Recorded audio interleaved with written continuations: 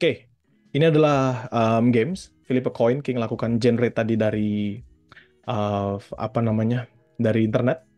Jadi ini dia bisa nge-flip a coin ke kita, ngebantu maunya berapa kali. Dan ini King bikin 10 aja. Walaupun tulisannya flip a coin 1000 times atau 1000 kali ya. King hanya bikin 10. Teman-teman lihat dari ujung kiri ya. Teman-teman lihat di sini heads 7, tails 3, heads 70%, 30%. Lalu di sini 11, 9, sorry, ini kelebihan. Oh, bukan, ini karena ngelanjutin ya. Ini masih 10 lagi. Masih 10 lagi. 55, 45, lalu lanjut lagi 25, 15, 63, 38, dan yang terakhir. Tapi King nggak mau kalian ngeliat dari resultnya. King mau lihat kalian, King mau kalian lihat itu dari hasil flipan koinnya. Teman-teman lihat, probabilitas untuk ngeflip koin itu kan 50 banding 50. Bener dong? Kalau kalian nggak flip koin, maka probabilitas kalian dapat koin head atau koin tail itu 50 banding 50. 50-50. Tapi teman-teman bisa ngeliat nggak di sini? Tail, tail. Keluar 2 kali. Head, head, head, head, head, head. Keluar berapa kali headnya? Di sini ada 1, 2, 3, 4, 5, 6. 6 kali keluar kepala terus-menerus. 6 kali. Kita lihat yang bawahnya. Apakah ada yang sama? Nah nih, tail, tail. Kita lihat lagi yang bawahnya. Head, head, head, head, tail, tail. Nah, habis itu nggak ada lagi. Di sini ada head, head, head, head, head, head, head, head. Sekarang Kim mau kalian pahami, kalian cermati bahwa gimana bisa sesuatu hal yang probabilitasnya 50 banding 50, tapi dia bisa menghasilkan hal yang sama. Dia bisa tail, tail, tail terus atau head, head, head terus. Oke? Oke, kalau teman-teman sudah paham kondisinya saat ini, ya kan next. Nah, ini maksudnya. Ada yang namanya kondisi baik, ada yang namanya kondisi buruk, dan ada yang namanya kondisi stagnan. Tiga hal ini nggak pernah dipahami oleh orang-orang yang nge-trade di dalam forex sejauh King lihat. Dan yang paham tiga hal ini adalah orang yang sudah ketemu metodenya, orang yang paham mengatur money manajemennya, dan dia punya mentalnya. Sedangkan orang yang nggak punya mentalnya, nggak usah lah ngomong money management, nggak punya mentalnya aja, tiga ini dia nggak akan punya. Kenapa? Karena dia nggak bisa bedain apa itu kondisi baik, dia nggak bisa bedain apa itu kondisi buruk, dan dia nggak bisa bedain apa itu kondisi stagnan. Dia tercampur adukkan sehingga masalah di mentalnya tuh menjadi-jadi. Apa maksud yang King di sini? Kondisi baik itu kita tidak euforia, kondisi buruk itu kita tidak terpuruk, dan kondisi stagnan kita tetap konsisten. Most of the time, ini teman-teman King kasih tahu ya. Tadi kita ngomong bahwa probabilitasnya ada 50 banding 50. Oke? 50 banding 50. Tapi ada probabilitas juga kita mendapatkan hal yang sama. Kepala, kepala, kepala. Atau misalnya ekor, ekor, ekor. Begitu. Yang jadi masalah adalah, ini ketika kita narasikan, ya kita narasikan, kita ubah pandangannya menjadi ketika teman-teman trading. Teman-teman di sini pasti pernah konsisten profit. Taruhan sama King Leon. Teman-teman pasti pernah konsisten profit. Dalam 1 minggu, teman-teman 5 hari full teman-teman profit. Bahkan seolah-olah kayak kayak kayak semesta di dunia ini tuh memberikan bantuan ke teman-teman dalam trade. Bahkan teman-teman nggak perlu analisis. Teman-teman ngeliat terus teman-teman bilang, ah ini mah buy. Ternyata bener profit. Dan selama 5 hari berturut-turut teman-teman profit. Ini dalam kondisi 5 hari berturut-turut ya. Tapi ada yang dalam hanya 2 hari berturut-turut dia profit. Dia euforianya seakan-akan dia memiliki semua hal di dunia ini. Dia ngerasa seperti Tuhan, dia ngerasa nggak terkalahkan, dia ngerasa analisisnya terbaik, dia nggak bisa disentuh, dan lain sebagainya, dan lain sebagainya. Sehingga apa? Ketika ada orang yang lain jelasin, dia bilang, ah lu nggak bener, gue aja kemarin berhasil berturut-turut. Ah lu mah ini, ah lu mah itu, ah lu ini, itu, ini, itu. Dan ketika dia kondisinya euforia, orang ketika kondisinya euforia, dia semakin semangat. Dia lupakan risk manajemennya tadi. Dia lupa sudah risk dan reward. Ah, pasti pasti profit ini. Yang harusnya 1 banding 2, sekarang dia ubah 1 banding 0,5. Karena apa? Karena euforia. Dia selama ini sudah diberikan kekuatan yang kita nggak tahu dari mana untuk selalu profit. Ya, untuk selalu profit. Ingat kata-kata itu. Untuk selalu profit. Sehingga dia muncullah semangatnya, adrenalin rush-nya naik, euforia banget di dirinya dia.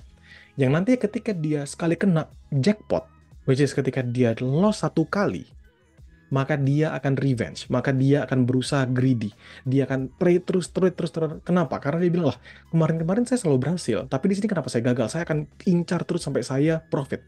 Dari yang awalnya incar profit, ujung-ujung jadi incar break even karena sudah mulai loss.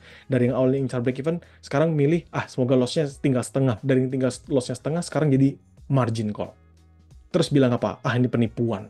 Saya dikasih profit-profit dulu, baru saya dibanting. Mentalnya jadi mental penjudi. Mentalnya jadi mental penjudi. Itulah kenapa King bilang, dan King selalu tunjukkan kepada teman-teman, ketika kita profit, dalam live trade, King nggak pernah yang bentukannya gini, happy profit, junam, junam, atau misalnya, why fly, fly, fly, fly, fly, enggak. Karena apa? Karena kalau soal profit ya profit lah. Kalau setelah profit ya udah, happy profit, selesai. Kalau kita loss, ya udah, jujur aja kita ngomong, kita hit SL.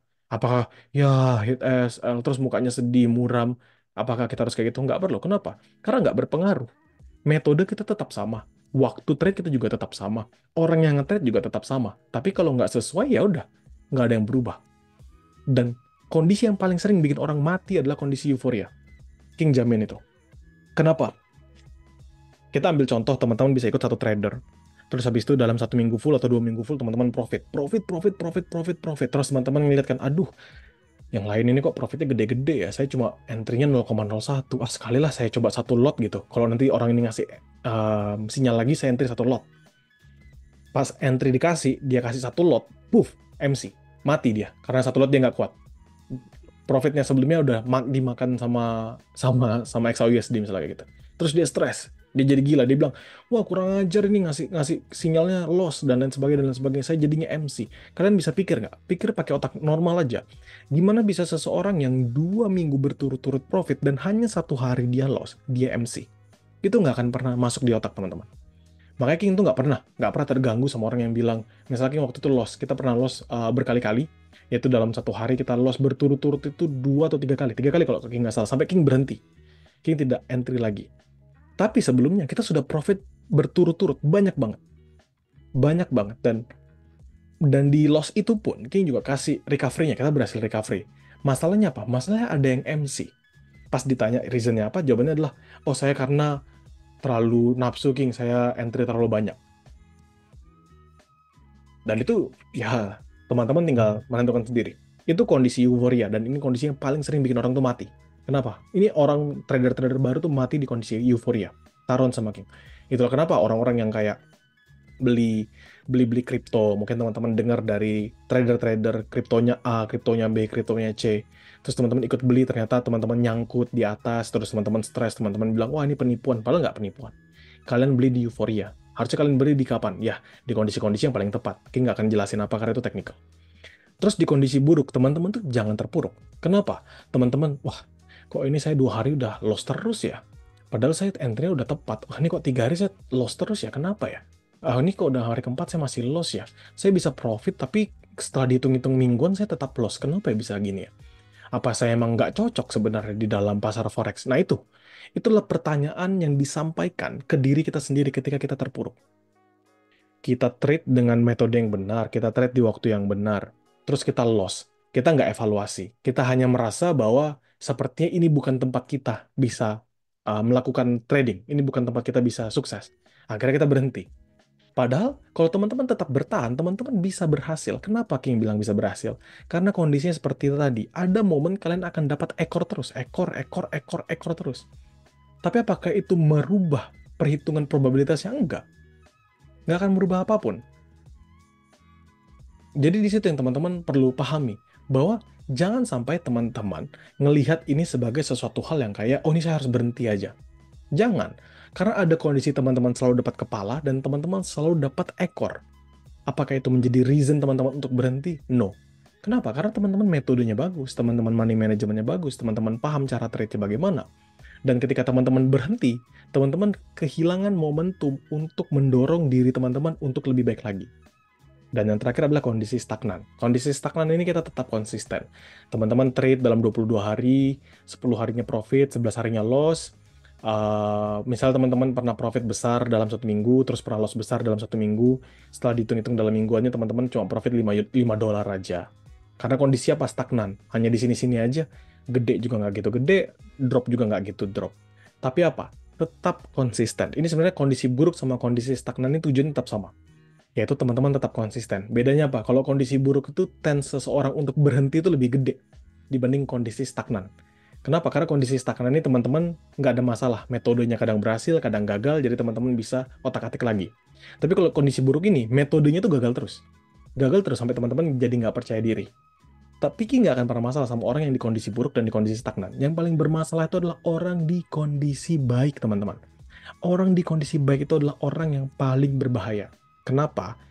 Karena dia ujung-ujungnya tanpa modal, tanpa bekal yang baik, dia akan menjadi penjudi.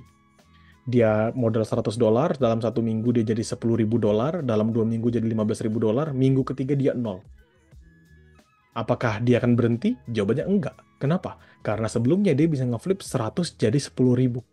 So, sekarang dia akan entry lagi 1.000. Kenapa dia akan masuk 1.000? Karena dia pikir kalau 1.000 berarti saya bisa jadi 100.000. Padahal matematikanya nggak nyambung. Matematikanya nggak akan pernah nyambung dengan cara seperti itu. Apa? Kenapa bisa dibilang nggak nyambung? Karena dia nggak ada mentalnya, dia nggak belajar, dia nggak punya pemahaman yang baik. Dia hanya ngelihat dari histori. Kalau saya berhasil selama 2 minggu kok, saya selalu berhasil. Pasti bisa kalau saya masuk lagi dengan dana yang lebih besar. Makanya kayak yang bilang, orang yang ada di kondisi baik itu orang yang paling sering MC. Tapi saking gilanya orang di kondisi baik ini, mereka akan terus depo. Akan terus depo, seakan-akan dunia ini nggak ada habisnya. Mereka akan terus MC, MC, MC, tapi mereka akan terus depo, depo, depo. Orang yang ada di kondisi buruk, ya orang yang lagi terpuruk ini, adalah orang yang MC terus nanti 5-6 bulan lagi baru kembali deposit. Setelah dia melihat ada kepercayaan dirinya lagi. Sedangkan yang di kondisi stagnan, kadang dia hanya mempertanyakan metodenya saja. So, teman-teman pilih, teman-teman ada di kondisi yang mana. Dan ingat, bahwa kondisi ini nggak akan selalu selamanya seperti itu. Hujan itu nggak akan terus-menerus hujan, dan panas itu nggak akan selalu terus-menerus panas. Itu yang teman-teman harus pahami. Dan jangan sampai teman-teman terperangkap, baik itu di kondisi baik, di kondisi buruk, ataupun kondisi stagnan. Pastikan bahwa setiap trade itu ya seperti kondisi normal aja, seperti kondisi bekerja. Begitu. Oke? Dan itulah yang disampaikan sebagai mental dan psychology management.